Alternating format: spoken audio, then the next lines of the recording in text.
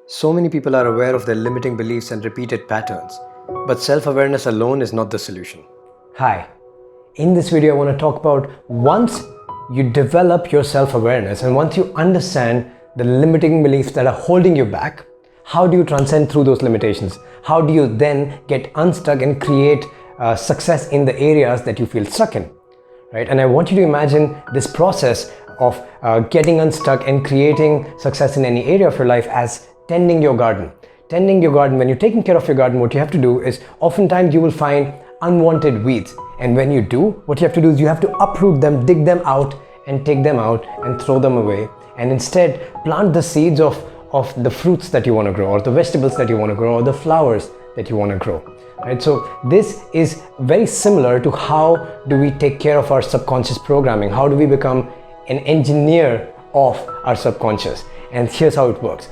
We've developed this process called the personal mastery circle because it's a constant and never-ending process. Just like taking care of our garden, you don't just do it once and then you're done for it, right? It's a constant evolution. So this personal mastery circle has, think of it as a yin and the yang. It has two parts of the cycle. The yin part is the heavy part, is the part where you uproot your unwanted weeds. These are your limiting beliefs, right? So the yin part is the part which involves emotional release. It's a part that involves letting go of the burden. It's the part that involves practicing forgiveness to the places or the people that have given us the limiting beliefs, and also practicing forgiveness to ourselves for holding those limiting beliefs, right? But this is one process. The other side is not as heavy but requires constant nurturing, right? So the other part is, once you've taken out the bad weeds, the yang part of the process is to plant the right seeds.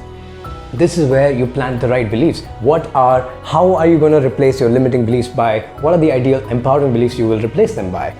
This is where you talk about power of affirmation. This is where you talk about visualization or hypnosis or behavioral psychology, or developing consistent habits, non-negotiable morning routines.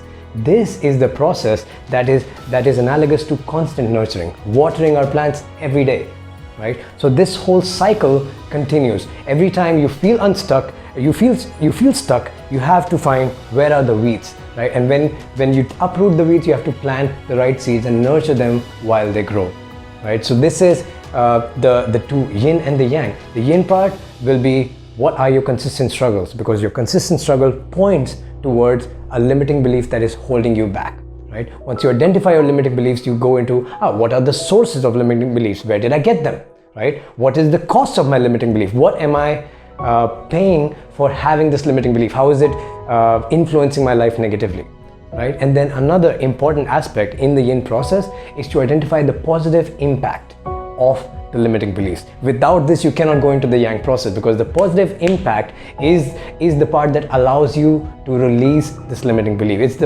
Once you start seeing the positive impact of the traumas of the limiting beliefs that you've uncovered, that's when the forgiveness emerges, right? When I grew up with like self-esteem issues, and I was really underconfident. I always felt incompetent. But that same limiting belief resulted in a positive way by me becoming a learning freak. I'm fully aware that once I learn something, I don't let it go without it being completely integrated in my life. But the source of it originally came from me feeling not enough, never feeling enough. So I always wanted to grow myself more than others because I thought there was something wrong with me, right? So there's always some positive impact of the limiting beliefs. That's the yin process. But now we come to the yang process. Yang process is your affirmations, your visualizations, your meditations, your breathwork practices, your behavioral change practices, using NLP or EFT, what have you. This is the positive programming part. So now this is how we envision our personal mastery circle or our personal mastery journey.